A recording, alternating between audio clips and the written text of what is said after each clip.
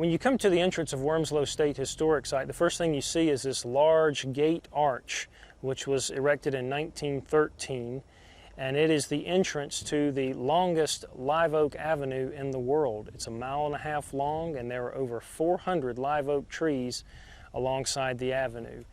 And the trees naturally form a tunnel over the avenue, nice and shady. Beautiful Spanish moss hangs from the limbs, and it really sort of takes you back in time, literally and figuratively. You travel down the avenue, getting closer and closer to the Tabie ruins of Wormsloe, which were built by Noble Jones in the late 1730s. So starting at the front gate and ending up 1.5 miles later at the end of the avenue, you're at the oldest standing structure in the Savannah area, and you've gone all the way back in time, 3 centuries, back to the 18th century. Georgia was a very popular idea in 1732. This idea of let's start a new colony south of South Carolina, between the Carolinians and the Spanish in Florida, a military buffer colony, but also a place to give the worthy poor a place for a new start in life. And there was a lot of excitement generated in London about the establishment of this colony. Noble Jones eventually is going to establish the plantation that we're at today, Wormsloe.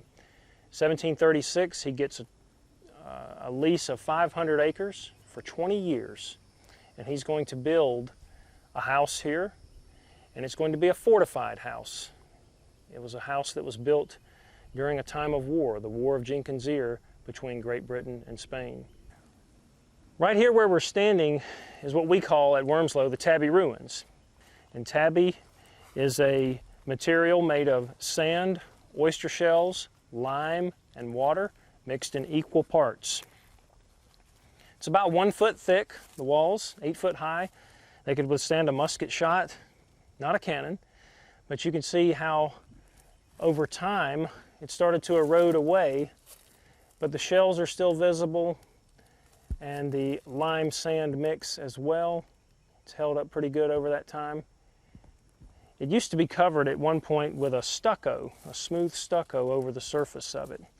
It's built up in 4 layers. Basically, they would pour the tabby, the wet tabby, in a mold, a wooden mold, let it sit for a few days, and then they would stack another mold on top of that first layer, pour more tabby into it, let it dry, stack another mold, etc. And they did it 4 layers high. That's why it's a nice, tall, 8-foot wall. But Captain Jones and his men, they used this as like I said earlier, their base of operations on the south side of Savannah. And from the walls of this fortified house, they could see for miles and miles around here. When Noble Jones walked out his front door, you have to imagine this place without all the trees around today, he could step out of his front door and he could see 2 miles away down to Pigeon Island, almost directly south from here. And on Pigeon Island, his Marines had a second redoubt where they were stationed, and so they had a line of sight where they could communicate with one another. So his house was well situated for the defensive purpose for which it was established. And the house itself, though, is not that big. It was only 5 rooms, 1.5 stories high. Bigger than most people's houses in those days. Most houses in Savannah in those days were maybe 16 by 24, something on those lines. That would have been a good-sized house. But this one was even bigger than that, and it's made of tabby. Now, again, this house was set up with a defensive mentality, and so each of the walls had loopholes. Here's one right here. And so Captain Jones or one of his Marines could poke a musket out the loophole, and they could see what was going on and confront anybody who was at the door or along any of the walls around the house. The house is shaped in the fortifications around the house are in a square shape with corner bastions to points on each of the corners. And like I said, that's where the loopholes are on each one as well, where they could really have a commanding view all the way around the structure. So Captain Jones and his men saw fighting, but they didn't see any action here at Wormsloe.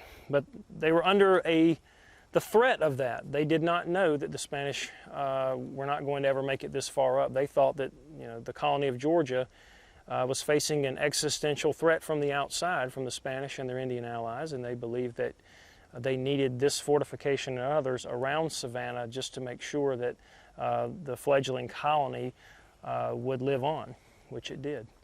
Over here on this far wall on the west side is a well that was particularly fruitful for archaeologists. This well caved in sometime in the second half of the 1700s, and when it did, the Jones family used it as a trash pit. And so they threw all kinds of bottles and plates and the like down into this well. And when the archaeologists came here in the late 1960s, they found all kinds of artifacts that were quite useful in reconstructing what kind of lifestyle the Jones family led.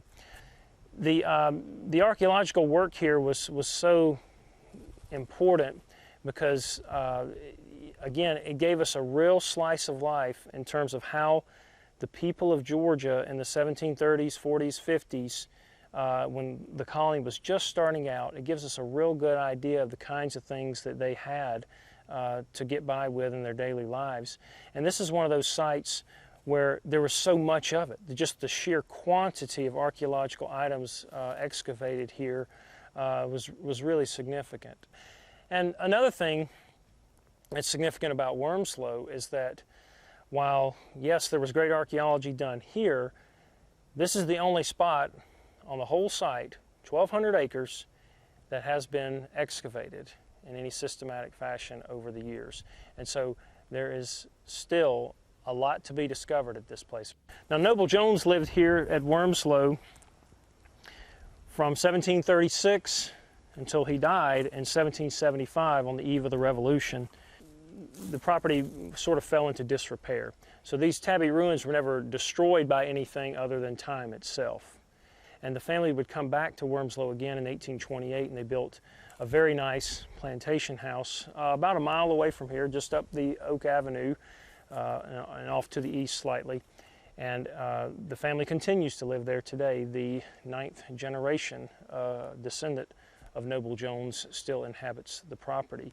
And so that makes this plantation, Wormsloe, the oldest continuously owned family estate in Georgia, 1736 all the way up until the present time. Around town we're called Wormsloe Plantation, and that is an accurate description. This was a plantation. However, a lot of the visitors who come here with a little bit different idea of a plantation than what we actually have. A lot of our visitors, they think of Tara with the great white columns and fields of cotton, things like this. We don't have that at Wormsloe. There is an antebellum house here, but again, it is closed to the public because the descendants of Noble Jones still live there. However, we do have the Tabie ruins here, which are really spectacular in their own right. Even though we don't always meet people's expectations in terms of what a plantation is, we are a plantation, but we focus our interpretation on the colonial time period. And in Savannah, we're really the only colonial historic site that's open to the public and that does living history. If you want to go back in time to that, those early decades in Georgia's history and see what life was like back then, if you're in the Savannah area, there's one place to go to, and that's Wormsloe.